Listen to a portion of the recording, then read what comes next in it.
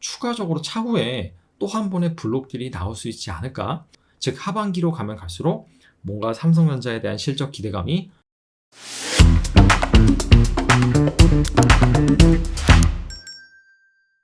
삼성전자가 드디어 7만 전자를 내줬습니다. 약 1% 하락을 해서 69,800원으로 마감을 했죠. 삼성전자에 부정적으로 작용한 이슈가 있습니다. 바로 블록딜입니다. 블록딜이란 시간의 대량 매매를 뜻하죠.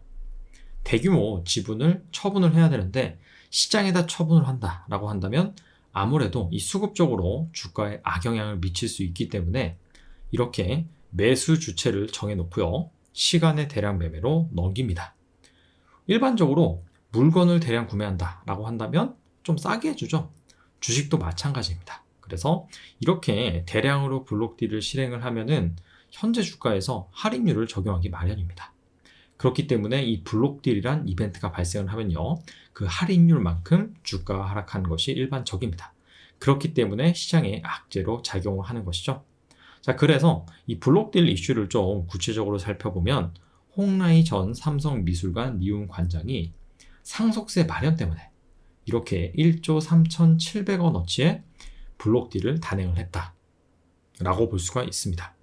자, 그런데 이 블록딜 이슈 자세히 살펴본다라고 한다면 오히려 긍정적으로 볼 수 있는 부분이 있습니다.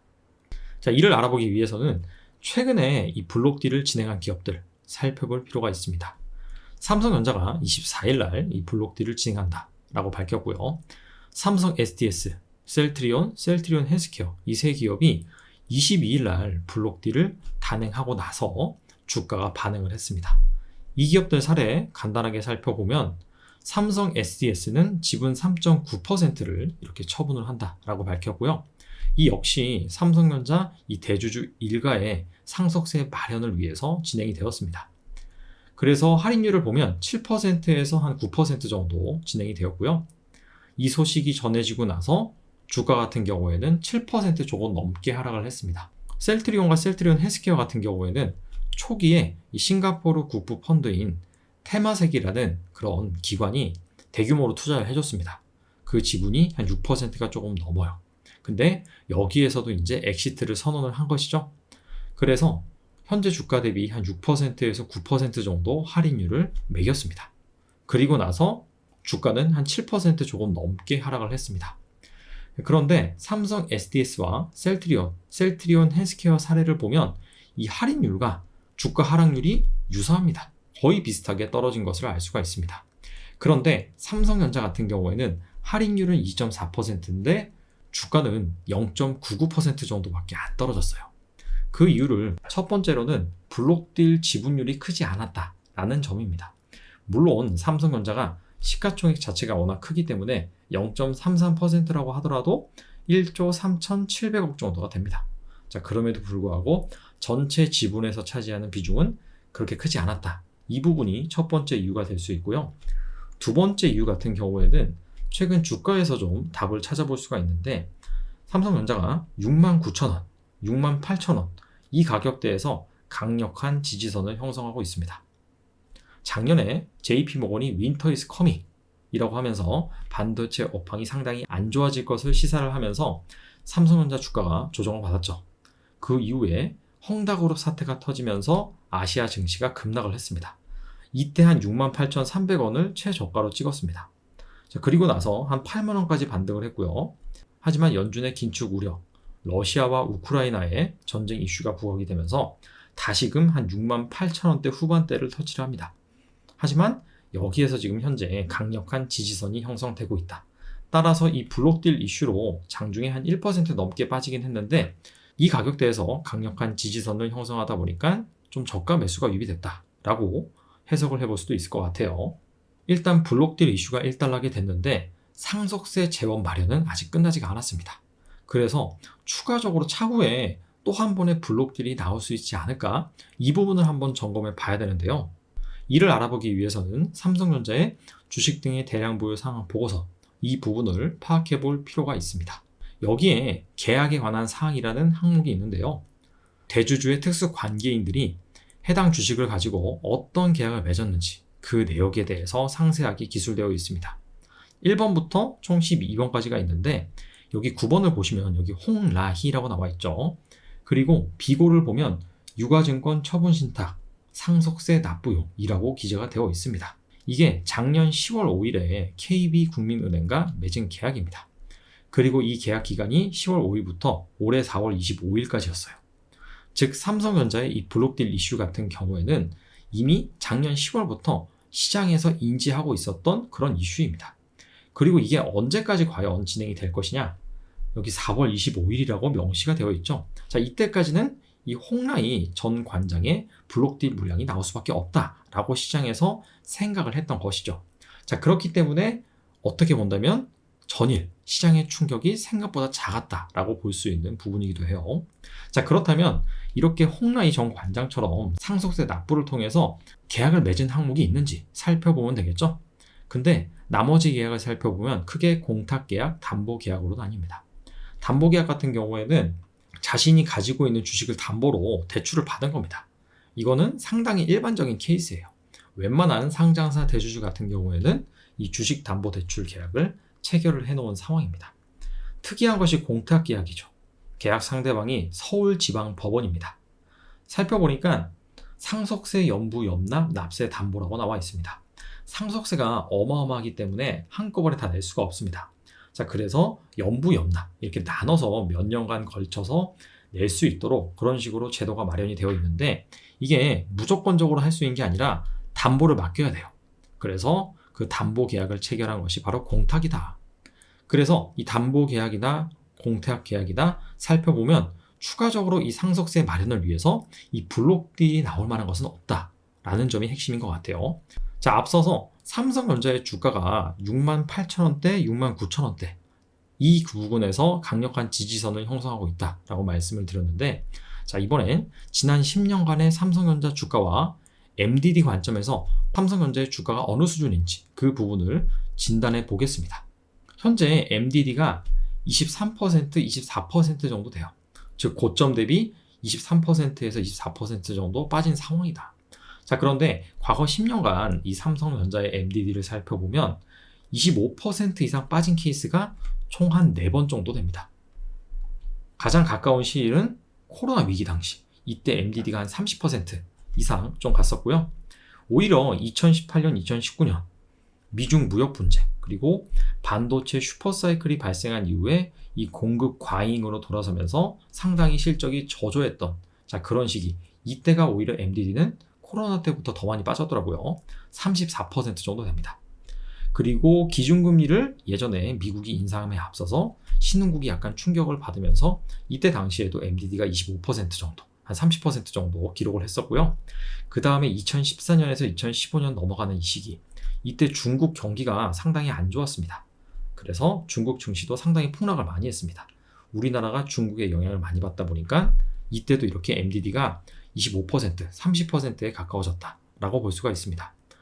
종합적으로 지난 10년간 삼성전자의 MDD가 한 25% 이상 갔었던 그런 기간은 총 한 4번 정도? 자, 그 정도에 불과하다. 근데 현재 상황은 한 24% 정도 된다. 자, 그런 관점에서 확실히 좀 많이 빠진 것은 맞다. 즉 여기에서 더 빠질 가능성보다는 좀 회복할 가능성이 높지 않느냐라고 볼 수가 있습니다. 자, 그런데 오히려 약간 좀 부정적으로 본다라고 한다면, 아니 MDD 30%까지 더 빠질 수도 있는 거 아니냐, 과거에 그렇게 빠졌는데. 자, 그렇기 때문에 더 빠질지 아니면 반등을 할지 그 가능성을 가늠하기 위해서는 향후 실적이, 향후 전망이 어떻게 되는지 그 부분을 살펴볼 필요가 있겠죠. 그래서 삼성전자의 컨센서스 추이를 한번 확인해 보겠습니다. 가장 왼쪽에 있는 그래프가 올해 1분기 EPS 컨센서스 추이고요.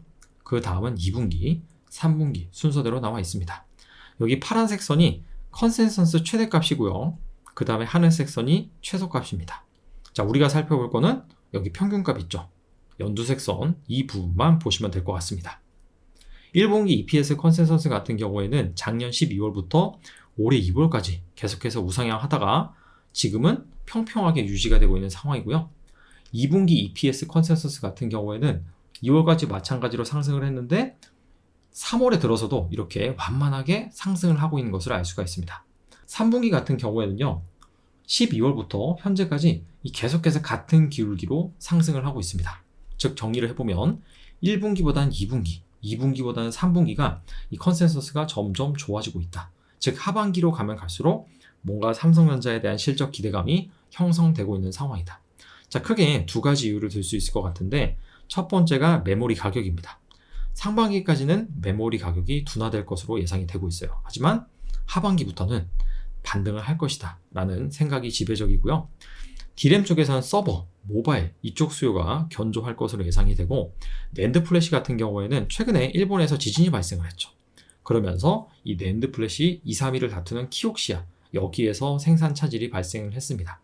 이 부분이 아무래도 이 낸드 플래시 가격에 긍정적인 영향을 미칠 것으로 해석이 되고요. 추가적으로 올해 삼성전자가 공격적으로 스마트폰 판매량을 제시를 했습니다. 작년 같은 경우에는 2억 7천만 대 정도 팔았는데 올해는 3억 대 이상을 제시를 한 상황이에요. 게다가 폴더블 폰이라든지 그런 플래그십 중심으로 목표를 설정을 했습니다. 이 부분이 어느 정도 이 실적 기대감을 뒷받침해주고 있는 부분이다 라고 볼 수가 있고요. 파운드리 같은 경우에는 현재 이 기대감이 완전히 빠져있는 상황입니다. 지난 1분기 컨퍼런스 콜에서 파운드리 최신 공정의 초기 생산 라인 구축 계획이 생각보다 지연됐다라고 밝혔어요. 수율이 안 나온다. 그런 얘기입니다. 그래서 일단은 TSMC와 3나노 공정 경쟁에서 한 발 물러선 상황이다. 자, 그래서 여기에 대한 기대감은 현재 주가에 다 빠져있는 상황인데 만약에 하반기 때 수율이 안정화됐다라는 그런 긍정적인 소식이 나온다라고 한다면 아무래도 주가에 좀 긍정적이겠죠.